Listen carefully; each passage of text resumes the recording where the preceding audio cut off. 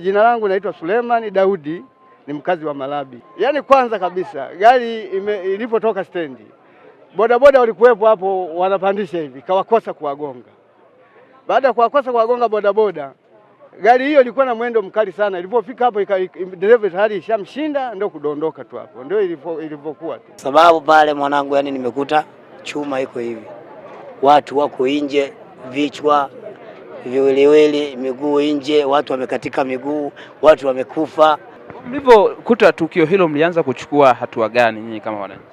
Mimi tu moja kwa moja direct nilipoona hiyo tukio, nilikuwa kwenye pikipiki, nikamwambia nishushe hapo kwanza nikaokoe. Ndio nikadondoka, nikaanza kusaidia kubeba watu, kubeba gari katushinda, ndio wakaja kutupa support.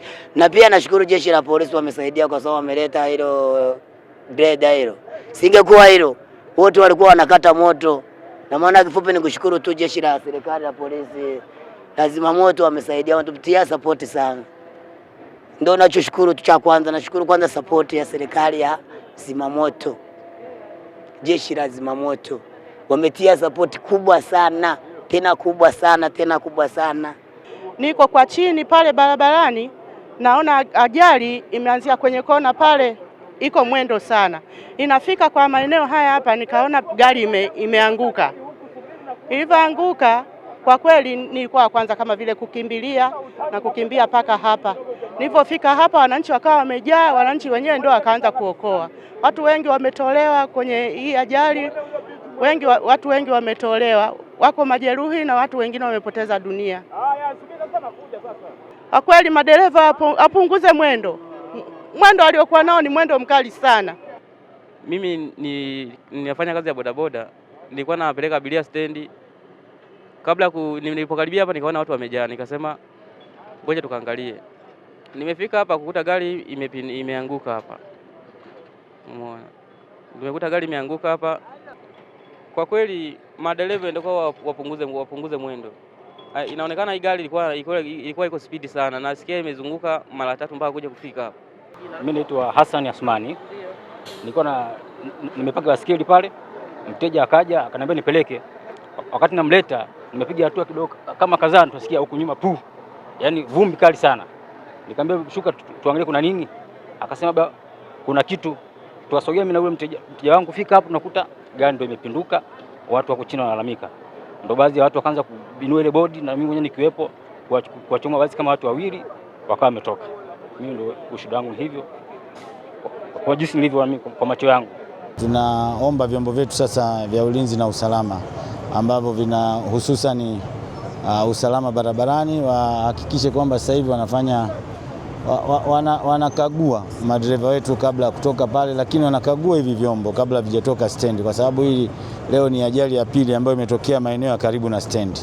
Juzi ilitokea kule kata ya Kidongo Chekundu, lakini leo imetokea hapa karibu, ambao ni kata ya Chemchemu, ambao ni kama ukichukulia ni kilomita 1 kutoka stendi.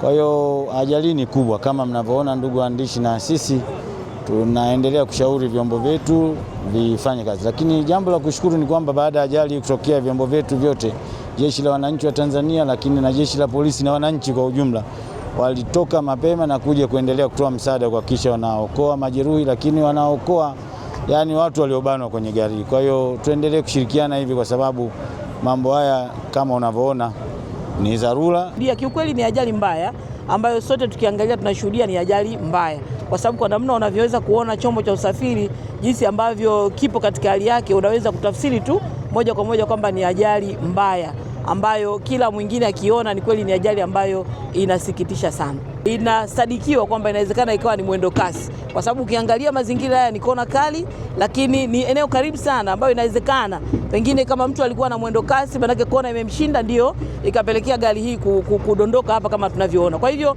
tutafanya uchunguzi ili tukibaini chanzo ni nini, basi nguvu zetu tuelekeze kwenye eneo hilo. Lakini wito wangu sasa kwa madereva, kwa sababu sisi tutafanya kama serikali na vyombo vya usalama, lakini na wao pia kuzingatia taratibu zote za usalama wa barabarani, kwa sababu katika eneo hili ukiangalia ni eneo fupi sana kutoka stendi. Sasa ukipata ajali katika eneo hili lazima wote inatutafakarisha, manake pia na wao wanapaswa kuchukua hatua. Mpaka sasa hivi maiti ziko 4, kwa maana watu wazima, watu wakubwa ni 3 na mtoto mdogo mwaka mmoja ni mmoja.